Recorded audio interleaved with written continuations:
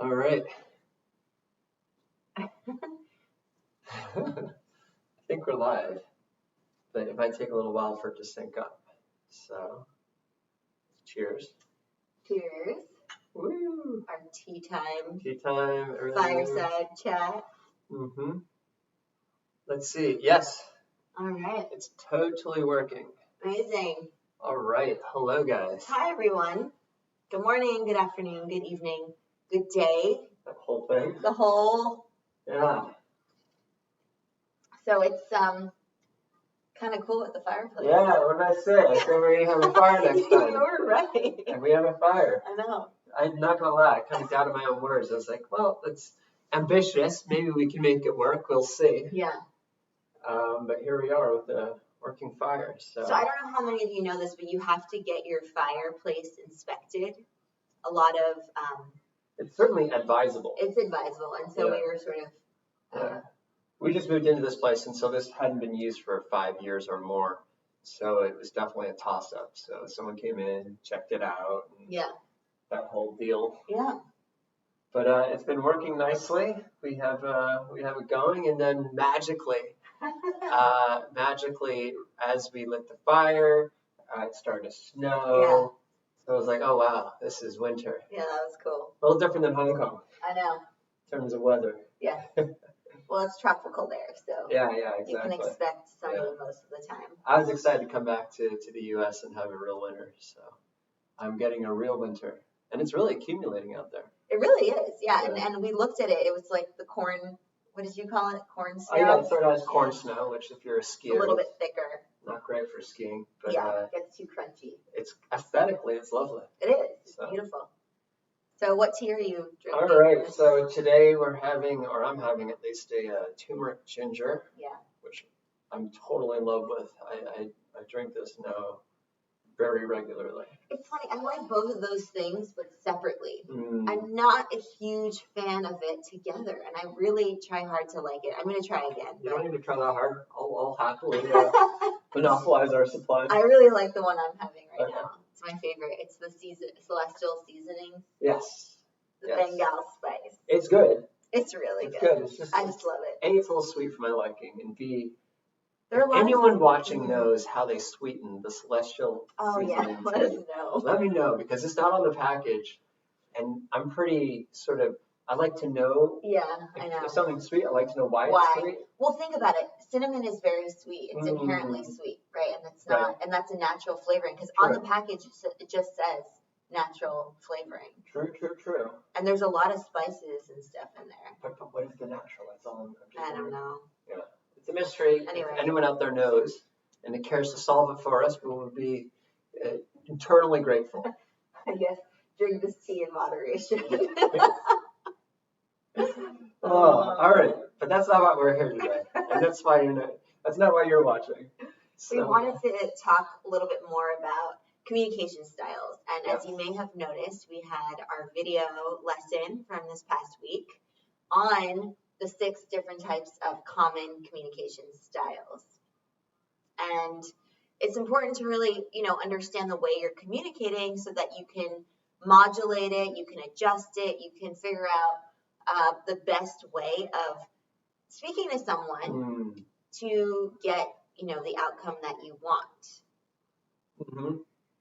Right? Totally. And the thing is, it's definitely one of those things that happens, I think, in the background, right? Subconsciously. Yeah.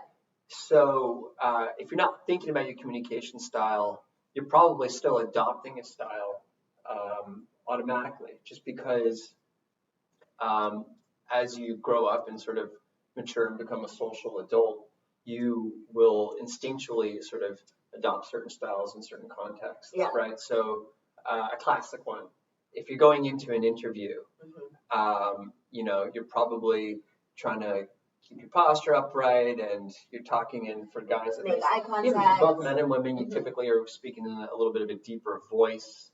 Your power tone. Your power tone. Your shoulders are open. Yeah. You're probably trying to use assertive language. Vocabulary. Yeah, right. You're using professional vocabulary. You're not saying like, what's up? Or using up talk, right? When we do a rising intonation at the end of a sentence that is not supposed to be a question. Exactly. And so, particularly people who are good at this will be doing this without even realizing they're doing it. It's not even it's not even a conscious thing for them. It's just this, the style that they already have and exude. Yes. Yeah. But I think what we're going to talk about today, and what's really cool, is once you're actually aware of these styles that you're adopting, and once you start to think about the context before you go into it, and sort of deliberately adopt those styles, it can be a very sort of powerful tool. Definitely. For being effective in a variety of communication contexts. Exactly. And on that note, you don't have to just have one style that you use for every single communication context or social interaction, right? We have multiple styles that we tend to lean on and use and bring out, right, when that situation calls for it. So it's really important to be able to differentiate between the different types of styles that you have and be able to lean on them when appropriate, right? Because it doesn't apply to every situation to have, an assertive tone or an assertive style, right? That really does depend on the situation, as you may have guessed. Totally. Yeah. I mean, think about, so we were just talking about an interview setting. Contrast that with, a date. Yeah. Right? You don't go into a date with that same sort of intensity and professionalism. I mean, maybe you do, but I think a date would probably be more. You would want to be a little more casual, a little more relaxed. Exactly. Maybe a little more upbeat. Yeah. And using sort of softer vocabulary. More of a relaxed body posture too, right? Not necessarily sitting up straight. I mean, not slouching either. But so let's just backtrack 1 second here. The style that we're talking about, right? That is a combination of your tone of voice, right? The tonality. It has to do with your facial expressions. It has to do with your body posture. It has to do with a lot of components. Your lexicon, right? The vocabulary. So many different things that make up a style. Even what you're wearing. Totally. Yeah, literally your clothing style. Right. Like, are we here in our pajamas right now? No. So you really do have to be mindful of all of these aspects and these elements that comprise a style. Yeah. And it's also important to note that different people have different styles, even for the same context. Yeah. So if you're an architect, you're probably not going to be wearing the same outfit that you would if you're an investment banker, right? In an interview context, right? Or in any context, even just sort of meeting with clients. It's just different people with different backgrounds, with different sort of behaviors, and different professional careers and so forth. Those all call for different contexts and different communication styles associated with those contexts. And so it's one thing that I think that's important is to not typecast yourself as, okay. As an architect. As an architect, I must dress like this, or as a banker, I must dress like this. Yeah. It really depends on sort of who you are and what you want to convey. Right. What about for the entrepreneur, right? That's a little bit amorphous because it extends into so many different industries. Yes. But is there an entrepreneur style? I'm wondering, what do you think? Yeah, well, it's really funny because my brother's friend, who started a successful crowd-raising platform, or fundraising, was a crowdfunding platform, right at the beginning. So this is early on when crowdfunding was just sort of coming out as an industry. And crowdfunding is like when Kickstarter's the biggest one that you probably know about, but it's when sort of a group of people, not professional investors, just you and me, want to sort of invest in something cool. Right. You all pull your money together and fund the growth of that company. Right. Be it an initiative, a product, a service. So anyways, for that business, he deliberately adopted the sort of entrepreneur looking style, the communication style. So one of the things he did, he hates beards and he grew out a beard because in his mind, an entrepreneur was someone who had a beard. And the reason for that being, in more sort of traditional finance consulting sectors, you don't see as much facial hair on guys. Clean shaven. Yeah, it's more clean shaven. And so by wearing a beard, you're sort of deliberately saying, I'm not conforming to those classic corporate contexts. Right, or these norms. These norms. Mm-hmm. I'm an entrepreneur, I'm a trailblazer, I'm forging my own way, and my beard shows that. So anyways, that was his approach to signifying that, representing that he was an entrepreneur. But it doesn't have to be that way. Of course. I mean, we're making light of it, but these are all symbols, right? And certain symbols might speak to you, right? And so when you're thinking about adopting a certain communication style, again, that fits nicely into sort of what you want to project, what kind of context you would be using this communication style in, right?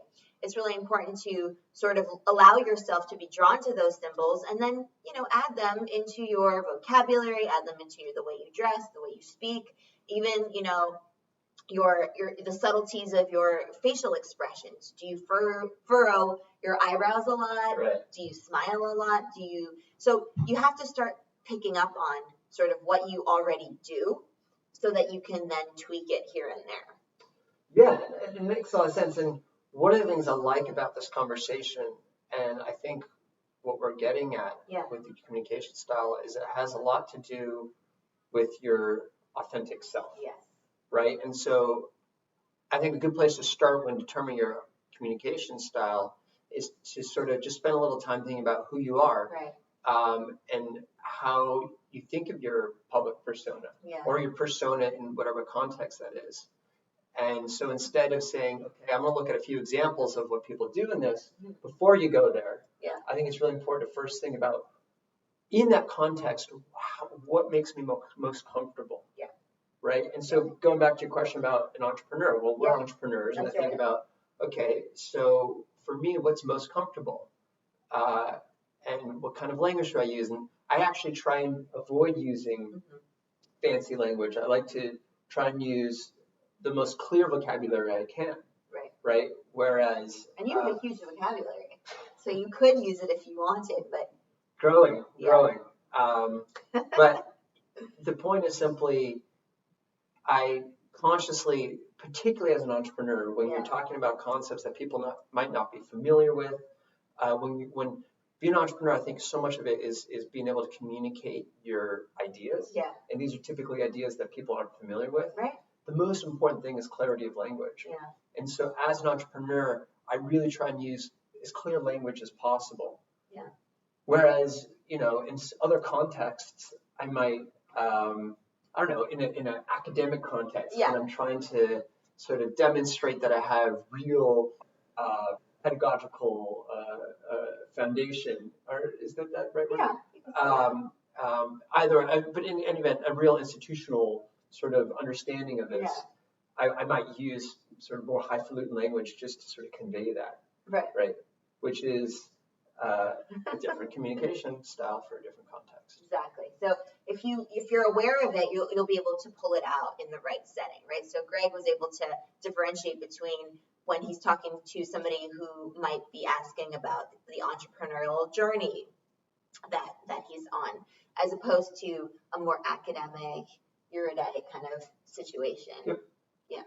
Yeah. So when you're thinking about what your communication style might be, some of you might already know what that is. Some of you might still be sort of, grappling with this idea of the distinct styles that you possess or hope to possess. Try to think of 3 sort of predominant contexts in your life at this very moment. So it could be like, a casual setting. Maybe you're somebody who really loves going out with people, a social butterfly, somebody who loves storytelling, having conversations with people. That might be one style that you would use across those settings. Yeah. And then maybe you are, in a 9-to-5 job, you're in a corporate sort of maybe traditional, I'm thinking like a lawyer, right? Yeah. You'll have a style for that as well. And if you can think of one more, great. If not, no worries. So then you should come up with different characteristics.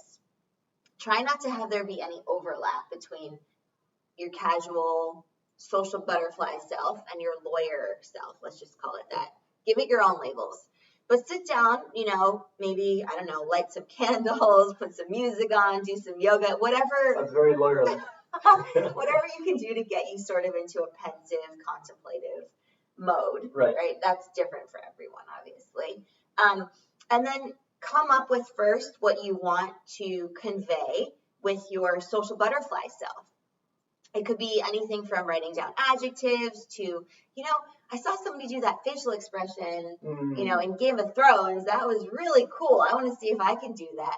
These little things, these details, the minutia that really make up a personality, a style.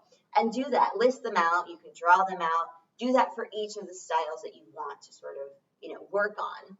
Right. That's a great way of really separating and making a distinct, having clarity there with these different personas, if you will. One really fun thing to do, this would take some cooperation with your friends, but if you guys all wanted to practice it at once. Oh, I love that idea. You basically, how you have theme parties? You could basically do little get-togethers, but you are determined to do it in a specific context. So you guys could do like a professional get-together. And for that, meetup that you guys have, the rule is that you have to adopt a specific communication style that you've prepped.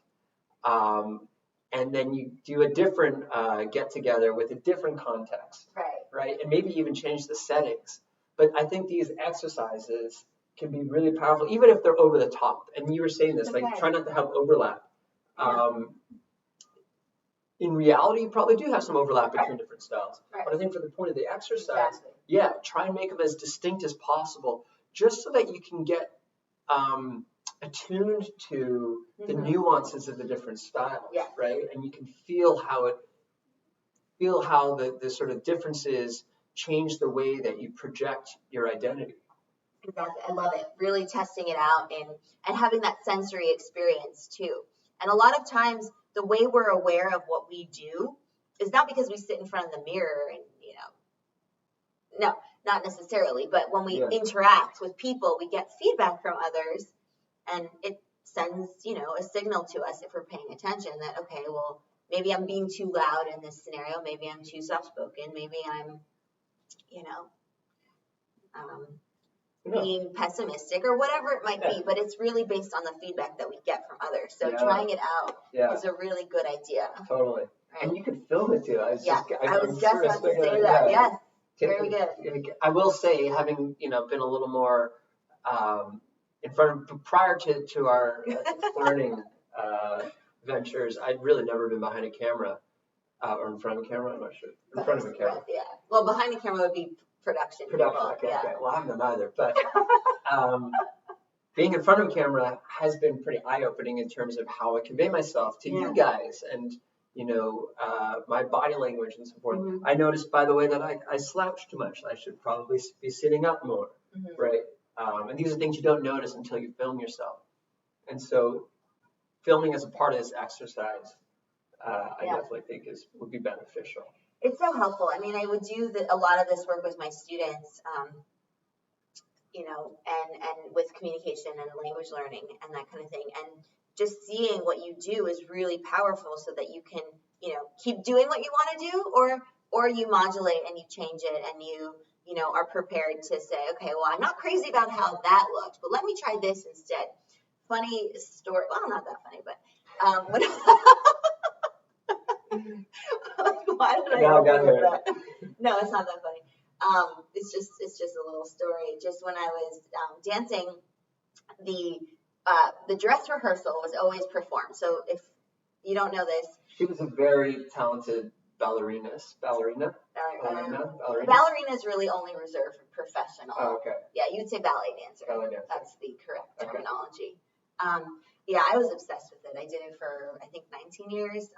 It might as well have been, I mean, I went every single day. Okay. Anyway, little glimpse into my life there.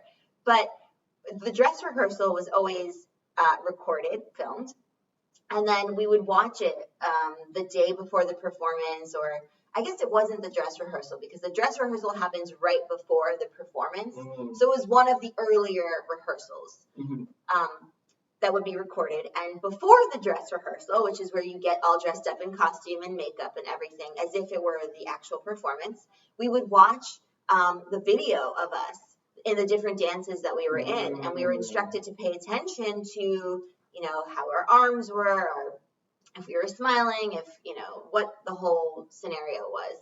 And I always really valued that experience because it really helped me see what was going on, and then I could change things or keep doing certain things for the actual performance. So it's a really good sort of technique to get you to open your eyes to something that you might be doing, yet you're not even cognizant of.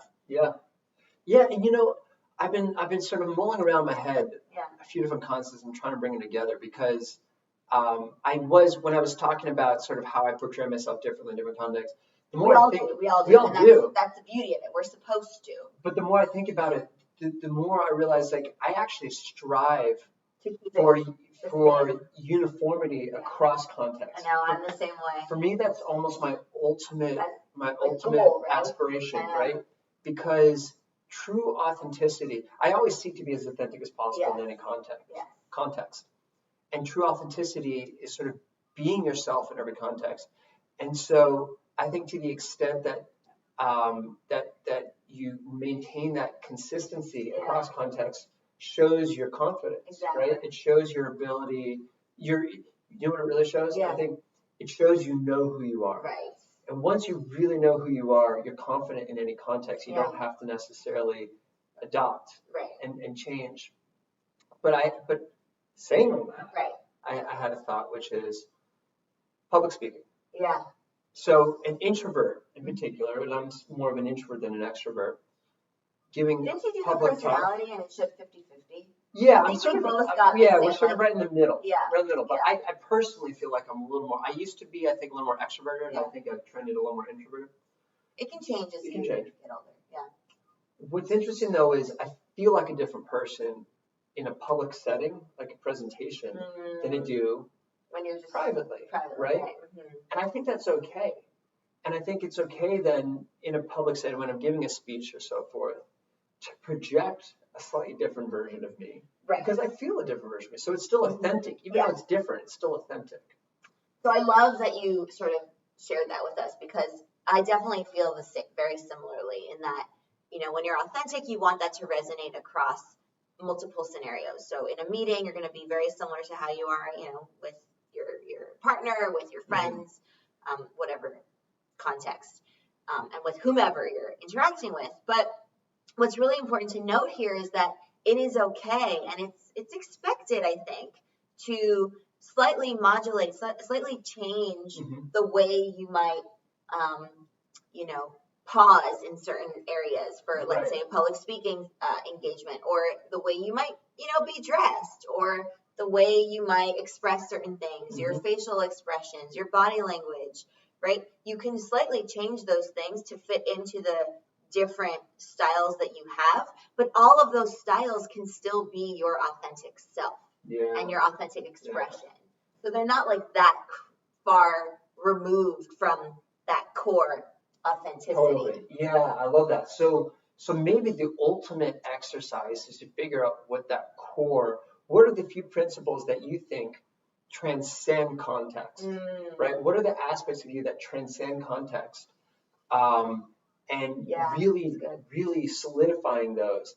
And then after that, being able to adjust the other aspects of your communication style to be appropriate. Because there's another context I've thought of that where you do want to make sure that you're being cognizant of your communication style, which is different cultural contexts. Yes, that's right? a big one. So if you're loud and, boisterous, that's fine and all. But if you're in an Asian society, particularly I'm thinking like Japan, where being demure and sort of reserved is considered polite, then you probably do want to scale that back. Exactly. Right. Whereas if you're in the U.S., nobody will really bat an eye if that's how you choose to, conduct yourself. Yeah. And it's fine, right? But it is really important to be aware of the nuances that make up different cultural situations. And it's not like you have to put a plug in that side of your personality. No. But you can just, you can dial it back, tone it down to the extent that shows you're sort of respectful of the way things should be in that context. Exactly. Yeah. And you won't really necessarily know that until you've tried it out. You've been there. You don't even have to go to that country necessarily to be aware of sort of what's going on in that culture, right? If you can have friends from different diverse backgrounds, and that's the beauty of connecting with people from all walks of life. And it's something that we really encourage you all to do. It's just such a beautiful experience. Yeah. And it just helps you understand, I think, yourself and just humanity better, I think, too. Yeah. So try it out. The other thing I was going to say is, in terms of figuring out communication styles and just getting more familiar with them, start to pay attention to what other people are doing with communication styles, right? So you have examples of different communication styles all around you, and try and apply labels to different communication styles that you see, and peg them to the context, determine, is that appropriate? Because some people will be doing it very effectively, and others might be struggling. And so not only need you be aware of yourself, but also aware of others. Just again, sort of strengthens this aptitude for what's appropriate in what context, and then how that fits into your specific communication style. Right, and how might it have been done differently? So that's such a great idea. Yeah. Where can people find examples? Like I'm thinking, okay, TED Talks, but that's really only specific to public speaking. I mean, literally. But anything. Anytime you step out the door, right? When you go to a restaurant, when you walk through the mall, when you're interacting with your colleagues in the office, when you're at the gym, right? Everyone is a walking example of some communication style, one way or another, including people who are, very reserved and contained. I mean, that in itself is a communication style. Yeah. And so I think just paying attention to that, the world around you. This does require you to go outside. Leave the comfort of your home, your office. Exactly. But the world is your sandbox. Sandbox, oyster. We're all sort of maritime thing. Yeah. What was I going to say? Something related to style is attitude, right? And we have videos about how you change your mindset, change your attitude, and sending the signal of what you're doing to your brain so that can now be translated into words and feelings and just your attitude specifically. So I'm reading a book, and they go into talking about how you can have basically a useful attitude and a useless attitude.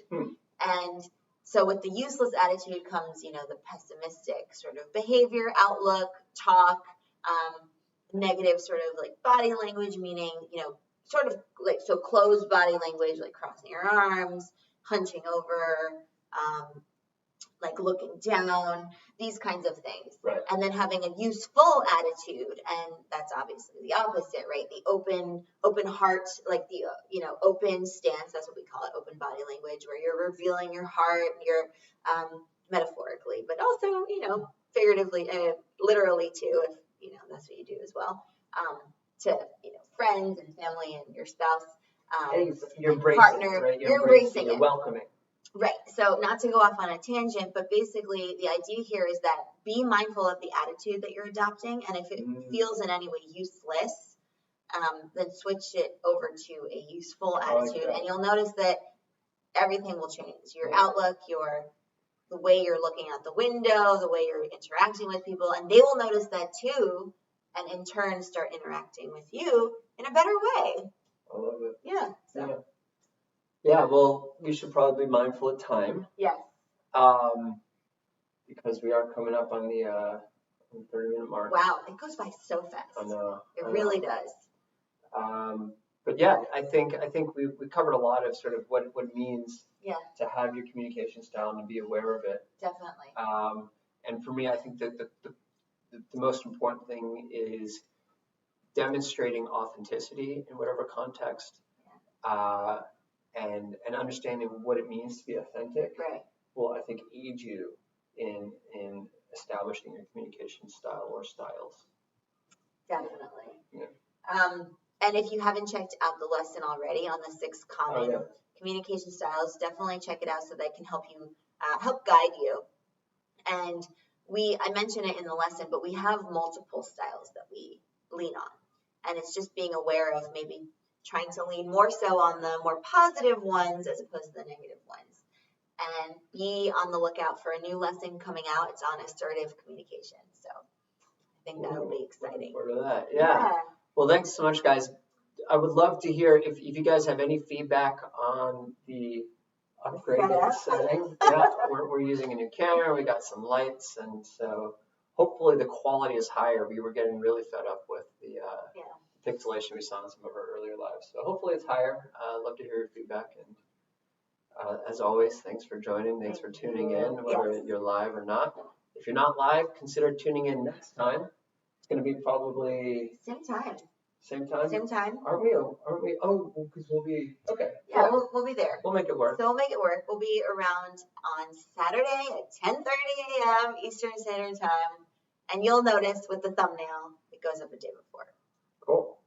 All right. All right. Thanks, Have guys. a wonderful day, week, weekend, wherever you're tuning in from.